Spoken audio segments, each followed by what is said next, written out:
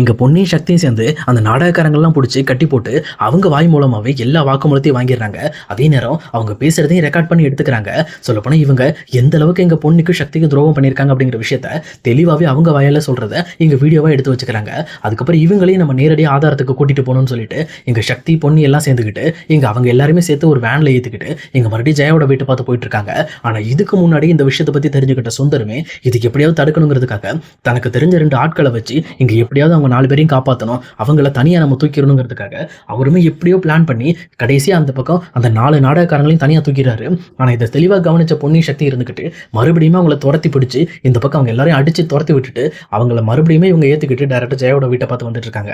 ஆனா அதே நேரத்தில் ஜெயாவோட வீட்டுக்குள்ள இங்க உள்ள போந்த சுந்தரமே இங்க ஜெயாவோட வீட்டுல ரொம்பவே நல்லபடியா நடிக்கிற மாதிரி சிவானி பாப்பாட்ட விளையாண்டுகிட்டு இருக்காரு. இங்க சிவானி பாப்பாவுமே வந்து சுந்தர் கொடுத்தாதான் எல்லாத்தையும் பண்ணுவேன் அப்படின்னு சொல்லி பயங்கரமா அடம் பிடிச்சிட்டு இருக்காங்க. வேற வழியே இல்லாம இந்த பக்கம் வந்து சுந்தரமே சிவானி பாப்பாக்கு மருந்தெல்லாம் கொடுத்து அதுக்கப்புறம் அவங்கள தூங்க வைக்கிறதுக்கு மேல கொண்டு போறாங்க. அவங்கள தூங்க வச்சுட்டு இருக்கும் போதே இந்த பக்கம் சக்தி பொண்ணு எல்லாருமே சேர்ந்து அந்த நாடகக்காரங்க எல்லாரையுமே உள்ள கூட்டிட்டு வரதுக்காக தயாராயிட்டு இருக்காங்க. முதல்ல சக்தியும் பொண்ணி வந்து நிக்கிறப்போ கரெக்டா இங்க ஜெயாவுமே இங்க பொண்ணியும் சக்தியும் அவமானப்படுத்துற மாதிரி இந்த மாதிரி இவ தான் இந்த வீட்டை விட்டு போறதுக்கு முன்னாடி என்ன சொல்லிட்டு போனா என் மேல எந்த தப்பு இல்லைங்க, அதை நிரூபிச்சுட்டு தான் இந்த வீட்டுக்கு வருவேன்னு சொன்னால இப்போ அவளால் நிரூபிக்க முடியாதனால தான் அந்த வீட்டுக்குள்ள வர முடியாம நின்றுகிட்டு இருக்கா. இப்ப வெளியில இருந்து ஒரு நாடகத்தை போட்டுட்டு ஆட்டோமேட்டிக்கா மறுபடியும் உள்ள வந்துருவா பாரு அப்படின்ற மாதிரி இங்க ஜெயாவை பொண்ணி அவமானப்படுத்திட்டு இருக்காங்க.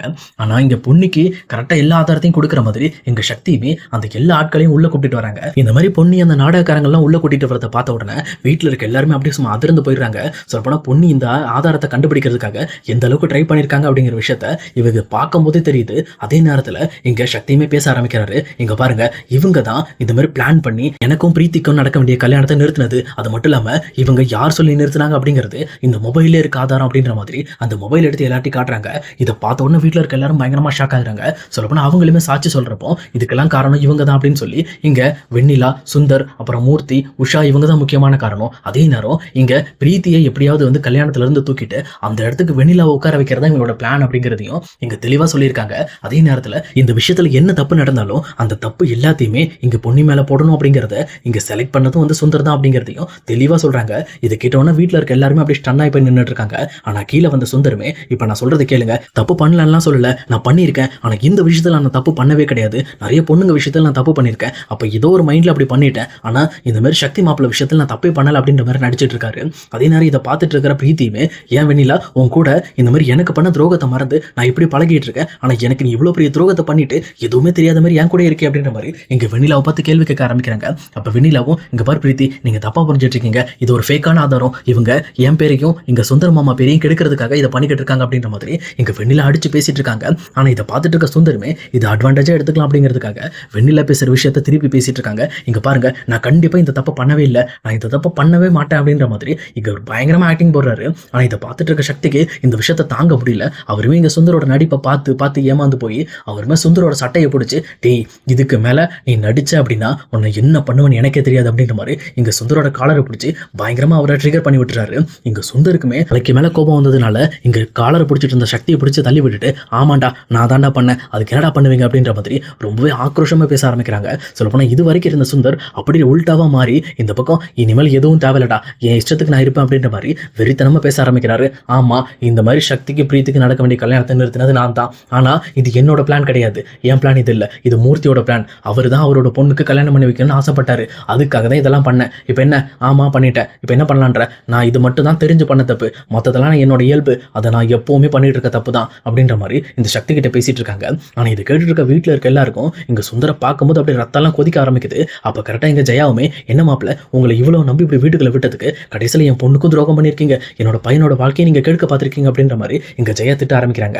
அப்ப இதை பார்த்துட்டு இருக்கிற சுந்தரமே ஆமாங்க அப்படிதான் நினைச்சேன், ஏன்னா நீங்க உங்க கம்பெனில என்ன வேலைக்கு வச்சுட்டு என்ன பண்ணீங்க, வெறும் 1.5 லட்ச ரூபா சம்பளத்தை கொடுத்துட்டு நீ எல்லா கம்பெனியும் பார்த்துக்க, எல்லா பொறுப்பையும் பார்த்துக்கன்னு எல்லா பொறுப்பையும் என் தலையில கட்டிட்டு நீங்க எல்லாம் ஜாலியா இருந்தீங்கல்ல, அதனால தான் இவ்வளவு பெரிய தப்பு நடந்துச்சு. நீங்க என்ன தனியா விட்டதுனால தான் நான் இந்த மாதிரி விஷயங்கள்லாம் பண்ணணும்னு எனக்கு தோணுச்சு. நீங்க எனக்கும் யாராவது கம்பெனி கொடுத்து நிறைய விஷயங்களை எனக்கும் என் கூட சேர்ந்து பண்ணியிருந்தீங்கன்னா நான் இந்த தப்பு பண்ணிருக்க மாட்டேனே அப்படின்ற மாதிரி இங்க சுந்தரமே தப்பை எல்லாமே இவங்க மேலதான் அப்படின்ற மாதிரி இங்க அப்படியே உல்டாவா பேசிக்கிட்டு இருக்காரு. இதை கேட்டுட்டு இருக்க ஜெயாக்குமே என்ன பேசுறதுன்னு தெரியல, அவங்களுமே அப்படியே மிரண்டு போய் நின்றுட்டு இருக்காங்க. அப்ப சண்முகம் இருந்துகிட்டு ஏண்டா உன்னெல்லாம் நம்பி எங்க அக்காவை கல்யாணம் பண்ணி கொடுத்தேன் பாரு, முதல்ல அதான்டா எங்க தப்பு அப்படின்ற மாதிரி இங்க சண்முகம் பேசிட்டு இருக்காரு. ஆனா இதை கேட்ட சுந்தரமே இங்க பாரு, உங்க அக்காவை என்ன தவிர யாராலையும் வச்சு கடைசி வரைக்கும் காப்பாற்ற முடியாது, ஏன்னா அவ யாருக்கும் அடங்க மாட்டா, அவளை அடக்கணும்னா இப்படிதான் பண்ணி ஆகணும். எங்க வீட்டுல இருக்க எல்லாருமே டென்ஷன் ஆகுற மாதிரி பயங்கரமா பயங்கரமா பேசிக்கிட்டு இருக்காரு. அதே நேரத்துல இத பார்த்துட்டு இருக்க பொன்னியுமே, "ஏன்டா நீ இப்படி பண்ணதெல்லாம் ஓகே தான், இருந்துட்டு போட்டு. ஆனா என்ன எதுக்கு இந்த விஷயத்துல நீ இழுத்து விட்ட?" அப்படின்ற மாதிரி இங்க பொன்னி கேட்கறாங்க. அப்போ பொன்னியோட கேள்விக்கு இங்க சுந்தரமே பதில் சொல்ல வர்றாங்க. "உன்கிட்ட தான் எனக்கும் உனக்கும் பிரச்சனை ஜாஸ்தி. ஏன்னா நான் எந்த விஷயம் பண்ணாலும் அதுக்கு குறுக்க வந்து நீ தான் நிப்ப. இந்த வீட்டுக்கு ஒரு கெட்டது பண்ணணும்னு நினைச்சா கூட அந்த கெட்டதை தடுக்கிறதுக்காக நீ தான் முன்னாடி வந்து நிக்கிற. அதனால தான் எனக்கு உன்னை பிடிக்கவே பிடிக்காது. உன்னை இந்த மாதிரி சக்தி கல்யாணத்திலே உன்னை விரட்டி விட்டுருப்பேன். உன் மேல ஒரு பழிய போட்டு உன்னை விரட்டி விடலான்னு பார்த்தா, ஆனா இவங்க எல்லாம் பிடிச்சி உன்னை மனவரையில ஏத்தி விட்டு சக்திக்கு பொண்டாட்டியாவே உட்கார வச்சுட்டாங்க.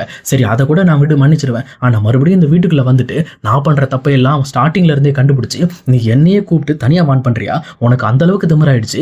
நீயே வந்து கடைக்கோடியில இருந்து வந்தவ, நீ வந்து என்ன பிடிச்சு வான் பண்றியா? அந்த அளவுக்குலாம் உனக்கு எந்த தகுதியும் கிடையாது அப்படின்ற மாதிரி இங்க பொன்னியை பார்த்து பேசிட்டு இருக்காங்க. அப்ப இதெல்லாம் கேட்டுட்டு இருக்க சக்தி, சண்முகம், ஜெயா, சந்திரசேகர் இவங்க எல்லாரோட முகத்திலையும் அப்படி பயங்கரமான கோபம் வர ஆரம்பிக்குது.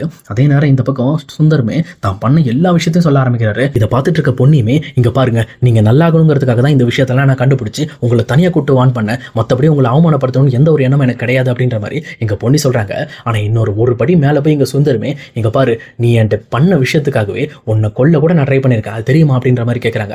அப்ப இந்த பக்கம் பொன்னியுமே அப்படியே ஸ்டன் ஆகி போய் நின்றுட்டு இருக்காங்க.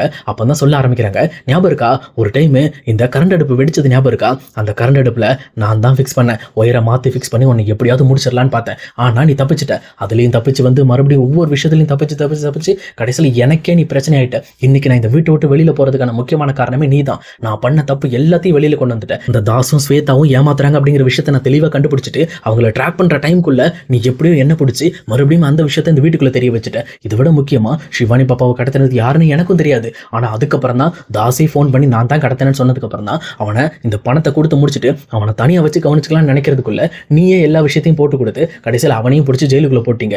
இப்போ இந்த மாதிரி நான் எதுலெல்லாம் கை வைக்கிறனோ அது எல்லா விஷயத்துக்கும் எதிராக இருக்கிற ஒரே ஆள் நீ தான். அதனால தான் உன்னை இந்த வீட்டை விட்டு அனுப்பணும், ஏன் முடிஞ்சா இந்த உலகத்தை விட்டு அனுப்பணும்னு யோசிச்சேன். ஏன்னா நீ எல்லா விஷயத்திலும் எனக்கு எதிராக இருக்கு அப்படின்ற மாதிரி இங்க பொன்னி வந்து சுந்தருக்கு அகைன்ஸ்டா இருக்கிற விஷயத்த இங்க போட்டு உடைக்கிறாங்க.